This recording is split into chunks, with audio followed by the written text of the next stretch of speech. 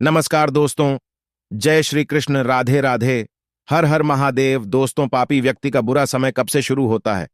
आज की वीडियो सभी के लिए बहुत ही महत्वपूर्ण होने वाली है, जिसमें बताया गया है कि पापी को उसके पाप की सजा कब मिलती है। अक्सर हम लोगों से कोई ना कोई पाप बनता ही रहता है। कुछ लोग तो ऐसे होते हैं जिनकी पूरी जिंदगी ही पाप से निर्मित हुई है।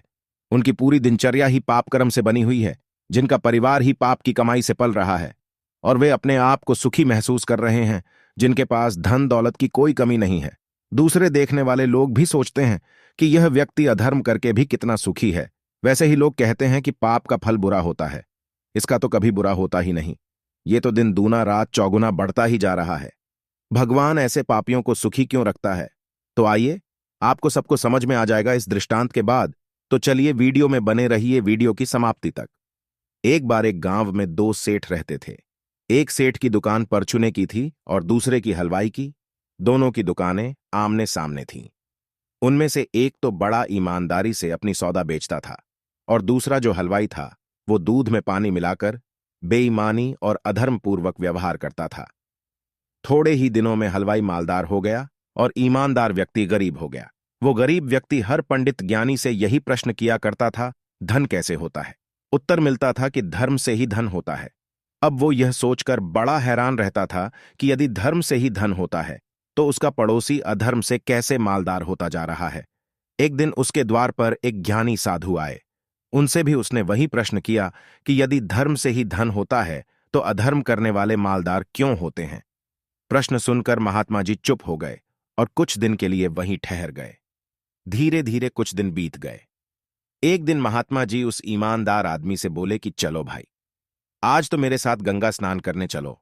मित्रों, अब तो महात्मा जी के साथ वो ईमानदार व्यक्ति चला गया।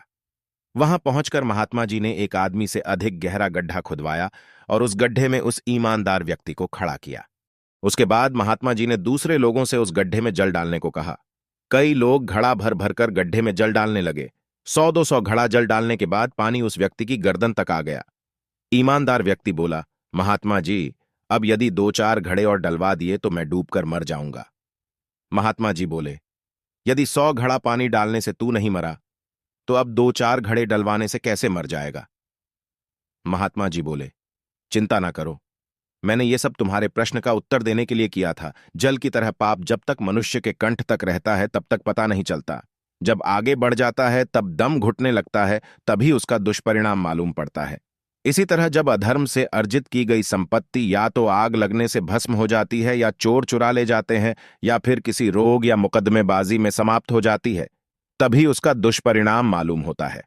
वास्तव में तो धर्म से ही धन की रक्षा होती है। पाप की सजा मिलने में उतना ही विलंब समझना चाहिए जितना भगवान श्री कृष्ण ने शिशुपाल को मारने से पहले किया था। जब सभा के बीच गाली निकाल रहा था और भगवान कृष्ण मौन खड़े थे, तब सब लोग यही समझ रहे थे कि शिशुपाल का भगवान कृष्ण कुछ नहीं कर पाएंगे। ठीक उसी तरह जब पाप और अत्याचार करने वाला व्यक्ति जब धनवान और सुखी संपन्न बनता जाता है, तब सबको यही लगता है कि वो अधर्म करके भी फलता जा रहा है। भगवान इसे कब दंड देंगे? मित्रों, कहते हैं बुरे का परिणाम बुरा ही होता है। न्याय प्रक्रिया में थोड़ा समय लग सकता है, पर न्याय जरूर होगा। पाप का घड़ा जब भर जाता है तो वो एक दिन ऐसा फूटता है कि उसके प्रभाव में कुछ भी नहीं बचता, सब तबाह हो जाता है। अत्याचारियों के विषय में कहा गया है कि जो दोषी होकर भी निर्दोष लोगों को कुपित करता है, वह मिट्टी युक्त घर में रहने वाले मनुष्य की तरह रात में सुख से नहीं सो सकता, जिनका मन पापों में लगा रहता है। बे लोग दूसरों की कल्याणकारी गुणों को जानने की इच्छा नहीं रखते, हमेशा दूसरों के अवगुणों को जीतने की इच्छा रखते हैं। जो व्यक्ति अर्थ की पूर्ण सिद्धि चाहता है, उसे पहले धर्म का ही आचरण करना चाहिए। जैसे स्वर्ग से अमृत दूर नहीं होता, उसी प्रकार धर्म से अलग नहीं होता।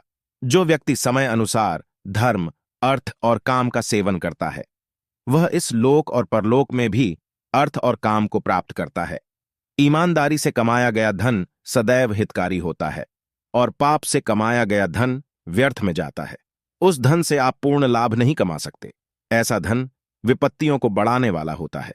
इसलिए धर्म अनुसार कर्म करो, सदैव आप और आपका परिवार सुरक्षित रहेंगे। मित्रों, वीडियो पसंद आया हो तो वीडियो को एक लाइक अवश्य करना। आप सभी का बहुत बहुत धन्यवाद। जय श्री कृष्ण।